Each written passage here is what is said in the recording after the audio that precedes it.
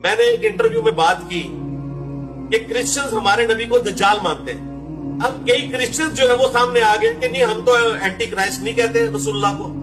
او بھائی میں اس دجال کھانے کی بات نہیں کر رہا ہوں. دجال سے مراد ہوتا ہے دھوکہ دینے والا.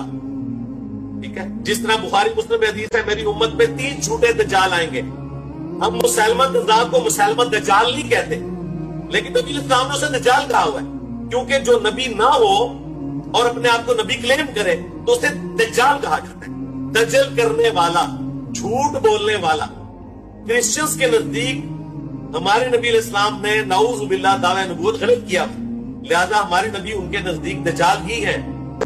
یہودیوں کے نزدیک عیسیٰ ابن مریم دجال ہی ہیں. تو کہتے نہیں جی ہم نے تو کبھی نہیں کہا. او بھائی کہنے کی ضرورت ہے, یہی مطلب ہوتا ہے اس بات کا. قرآن میں اللہ تعالیٰ فرمایا کہ اس سے بڑھ کر ظالم کون, جو اللہ تعالیٰ کی آیات کی تکذیب کرے, اس کا انکار کر دے. یا پھر اس سے بڑھ کر ظالم کون ہوگا کہ جس کو اللہ نے پیغمبر نہیں بنایا اور وہ اپنے آپ کو پیغمبر کلیم کرنا شروع کر دے. تو سب سے بڑا کذاب, سب سے بڑا ظالم وہ ہے کہ جو نبی نہیں تھا اور اس نے اپنے آپ کو نبی کلیم کیا. چونکہ کرسچنز ہمارے نبی کو نبی نہیں مانتے تو ظاہر ہے وہ ان کو نعوذ باللہ من ذالک دجال ہی مانتے ہیں. اس دجال سے مراد وہ کاڑا دجال نہیں ہے جس کو عیسیٰ ابن مریم قتل کریں گے. اس سے مراد یہ ہے کہ وہ ہر اس پروفٹ کو جس کو وہ نہیں مانتے وہ دجال ہی کہیں گے.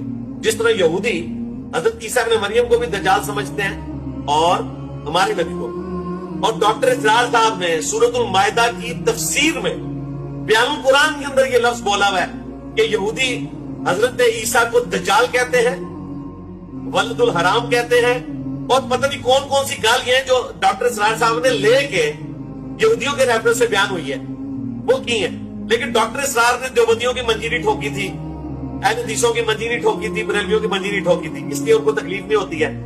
اب دیوبندی, اہل حدیث, بریلوی, ان کو تکلیف مجھ سے اس لیے ہوتی ہے کہ میں نے ان کے فرقے کی منجی ٹھوک دی ہے تو یہ وہ باتیں پکڑتے ہیں. تو میں یہ زیادہ سے زیادہ کہوں گا کہ میں اکیلا پڑھا لکھا بندہ کہاں جاؤں, ان جاہلوں سے میرا واسطہ پڑے.